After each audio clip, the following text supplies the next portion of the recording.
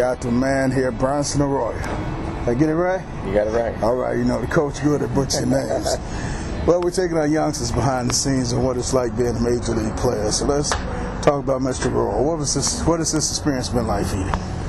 Well, it's been a long time, and we actually just, we've got a young guy pitching on tomorrow, Mother's Day, making his major league debut, Chase Anderson, and so it kind of took me back to my rookie year, just talking to him a bit about what he was going to feel out on the mound, and it's been a long time, but it's gone by quick. It's been fun. It's being a major league baseball player, it's probably different for every guy. For me, it's been enjoyable to come to the park every day. It's never turned into a grind for me because it's a different game every night. Sometimes it's a 2-1 game. It's a quick. Sometimes it's a 4-hour extra innings, 9 to 8, battle, and it's coming to work every day and doing something that you enjoy, which is very hard to find in life, and so coming here and playing against guys when I was young that I had watched on TV as a kid was amazing, and now that I'm kind of one of the older guys in the league, it's nice to see a whole another generation coming up and seeing how the game has evolved over the years.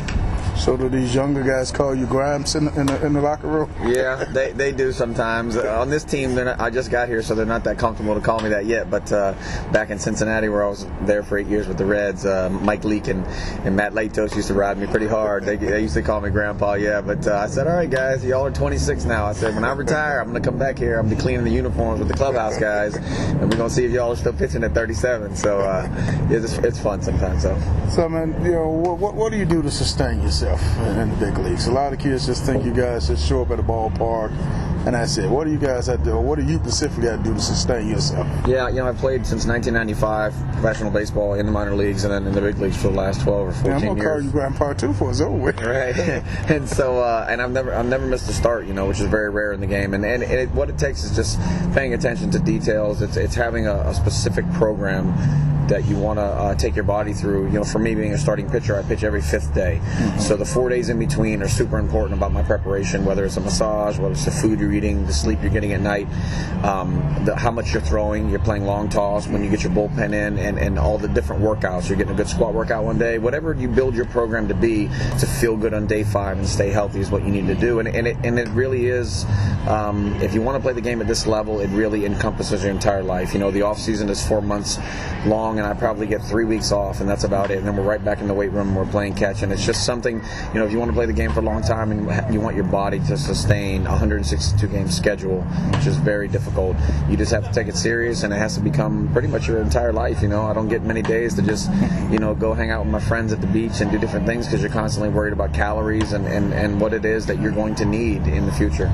Well, most kids watching the show, they think you guys big leaguers, y'all getting paid, it's partying, women, right, and living the high life. Yeah, well, I think there's a time and place for everything. I do enjoy getting out every once in a while. You get to go to see some other sporting events, a hockey game, or you go watch a movie, or you might go out to a bar and hang out with some of your friends that are in town visiting, whatever. But there's a time and place for everything, and if I'm not pitching from 4 days from now, I might be able to be out the night before, but 2 days before I start, I'm not out at all. I'm resting in my room, and I'm making sure that I've got protein there, and I've got a peanut butter and jelly sandwich that I made at the, in the clubhouse before I left, and just paying attention to those things, and if you want your career to last a long time, you have to do that. I've played with plenty of guys that I've watched, sadly have a very shortened career in comparison to the talent they had in this game, and also that also goes to taking care of your money and different things. I've seen so many guys make millions of dollars in this game and end up broke before they were the age of 40, and it's very sad. So, we do come to the ballpark early. You're probably here at 2 o'clock for a 7 o'clock game. Most people don't know we're here for 4 and 5 hours before the game preparing. Right now I've got a heat pack on my back.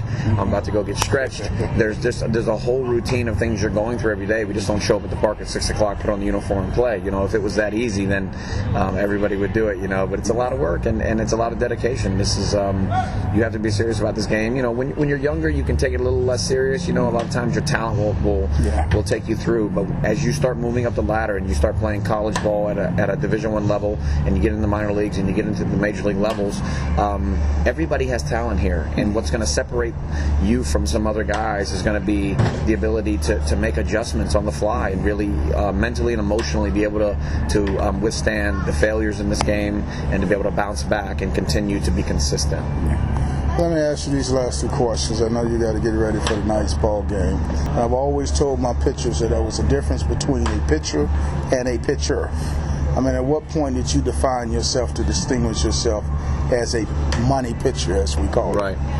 Yeah, I think for me it was a little bit it was more of a natural progression than maybe some other guys, because I never had power stuff as a kid, and so maybe at the high school level, I was throwing about 86 to 90 on a good day when I was a senior in high school, which was pretty overpowering for high school hitters, but I never was a guy who was throwing 94, 95 through the minor leagues. So by the time I got into the Pirate organization at age 18, I realized really quickly that I was going to have to command the baseball and I was going to have to change speeds.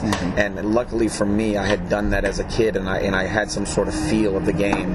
And a lot of guys, if you're really talented and gifted from birth, and you throw 94, 95, 96 miles an hour, a lot of times they don't look for those other options. They don't look for the command. They don't look for change of speed. They don't look for being able to throw a breaking ball at different velocities or different angles. And so sometimes when those guys go from 96 and they get a little bit older now, or they get injured and they're throwing only 90 miles an hour, they find themselves in a position that it's very difficult to get hitters out because they have no other outlet to go to other than what they had before, which was velocity. So for me, becoming a pitcher and somebody who has been a craftsman and be able to do some things in the game that haven't been as easy for other guys was it was a slow process. You pick up different pitches along the way. You find out what works, what doesn't work. You've got to make yourself successful in some way to be valuable to your organization and to your ball team. And so along the way, the pitcher that I am today was nothing of what I was in 1995. It was a slow evolution of figuring out what would work and what wouldn't work.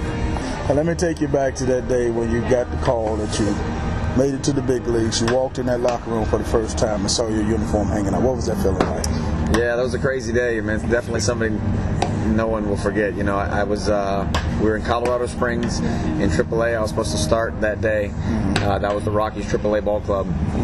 Richie Hebner, who was a longtime player for the 20-year career for the Pittsburgh Pirates, was my manager. And he calls me into the office and he says, "I got good news and I got bad news for you." He said, "Which one you want first?" And I said, "I'll take the bad news." And he said, "The bad news is you're not pitching today."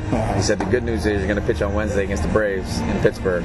And so, that moment right there was completely awe-inspiring, just to know that, you throw a tennis ball against a wall since you're a 5-year-old kid and dreamed of pitching in the major leagues. And so I get called up, I fly to Pittsburgh, I walk into that locker room, and we had a rain delay. But like you said, you see your uniform for the first time with your name on the back for the first time, and it's just completely, you don't know how to describe it at the time, and so we don't have batting practice that day because it's raining, and so there's a funny story. I'm putting my uniform on. I'm putting some cleats on. I'm putting spikes on. And one of our other pitchers named Jimmy Anderson, he says, "Hey man, why are you putting spikes on?" I said, "Well, I've been pinch hitting and pinch running a lot in AAA." And he said, "Ain't nobody gonna pinch hit me here in the big leagues, man." He said, "Take them things off and put some tennis shoes on." I said, "Okay." So I put tennis shoes on. So I'm sitting down on the bench. We're playing the Atlanta Braves. I'm looking over. I see Tom Glavine. I see Greg Maddux. All these guys I'd watched as a kid. And all of a sudden, the third inning comes and they say, "Arroyo, we want you on deck." And I say, "On deck? What do you mean?" They said, "We need you to hit." And I said, I got tennis shoes on." I said, "Don't worry about it. Go hit, man." So I go up and I make my major league debut as a hitter, which is the first time it had happened in 70 years. And so it's weird, but I made my MLB debut against Bruce Chen, hit a ground ball back to him on a full count, and then I started the next day against the Braves. And, to this day, you still remember those feelings of being out on the mound the first time and being in a ballpark where you look and the stands are all the way around you, not just behind home plate. And, it's a special feeling, and it does fade over time. You're here in the big league level for such a long time that it becomes more. You're not looking over and saying, "Oh, there's Mark McGwire, there's Barry Bonds. Wow, it's amazing to be pitching to these guys." Then eventually you say, I just want to get these guys out, and it becomes a battle. But it's been a good ride.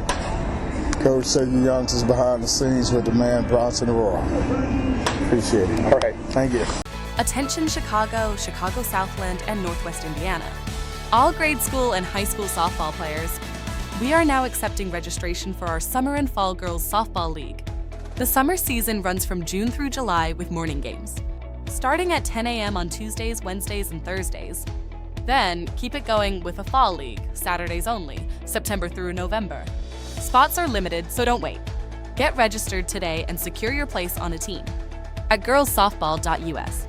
That's girlssoftball.us. Share this information with a teammate, and we'll see you on the field. Let's play ball.